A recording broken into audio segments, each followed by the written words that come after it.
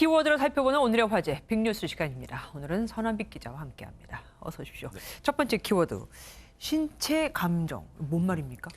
최근에 이재명 경기지사가 TV 토론회에 나갔는데 거기에서 다시 예전에 많이 회자가 됐던 이슈죠. 김부선 씨와 관련한 스캔들 논란이 또 일었습니다. 그런데 이 이슈를 관련해서 이 지사가 TV 토론에서 어떻게 말했냐면 바지를 또 내릴까요? 라는 식의 답변을 해서 화제가 됐는데요. 네. 그런데 김부선 씨가 이 지사의 신체 감정을 법원에 요청한 사실이 오늘 알려졌습니다.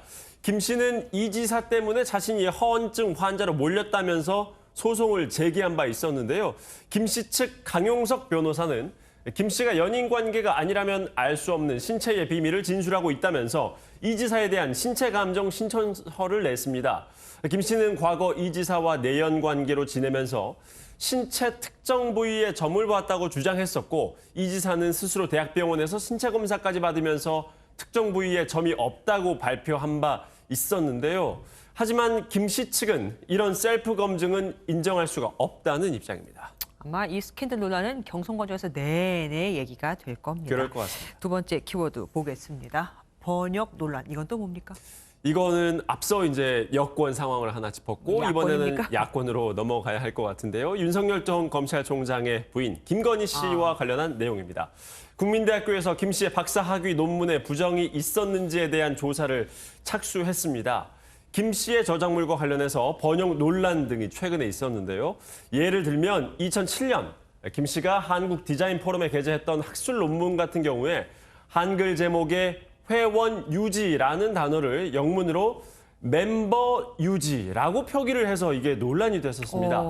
유지라는 이 한글 단어를 발음되는 그대로 YUJI로 표기한 건 네. 제대로 된 번역이 아니기 때문인데요. 그러네요. 김 씨는 국민대 테크노디자인 전문대학원에서 박사 학위를 받았는데 논문에 문제가 있었는지 등 일체의 과정을 다 들여다 조사를 해보겠다는 입장입니다.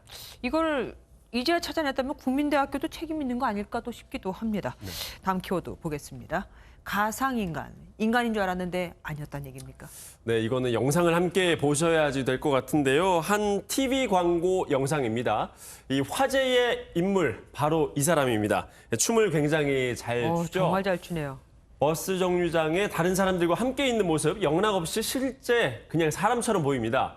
저도 처음 이 영상을 봤을 때 신인 댄서인가 싶었는데요. 놀랍게도 이 광고 속 인물은 실제 사람이 아니라 가상인물이라고 합니다. 그러니까 아바타 같은 뭐 컴퓨터로 만들어진 가상인간 이 얘기죠. 그렇습니다. 이름은 로지라고 하는데요.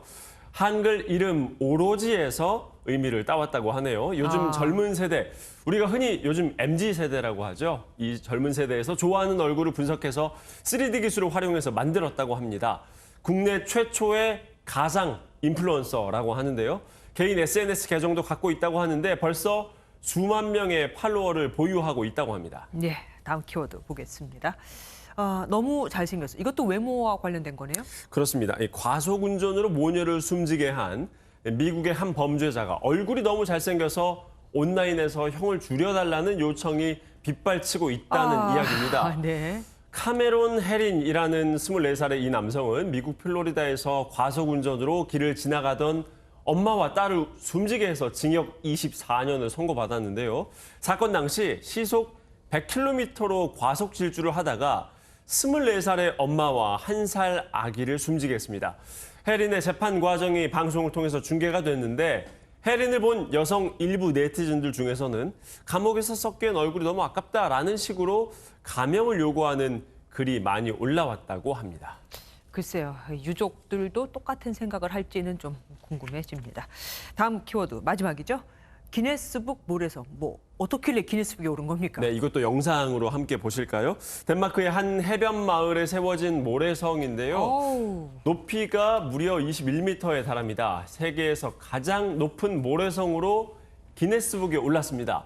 지난주에 공개된 이 모래성은 재작년 기네스북에 올랐던 독일의 한 모래성보다 3.5m가 더 높다고 하는데요.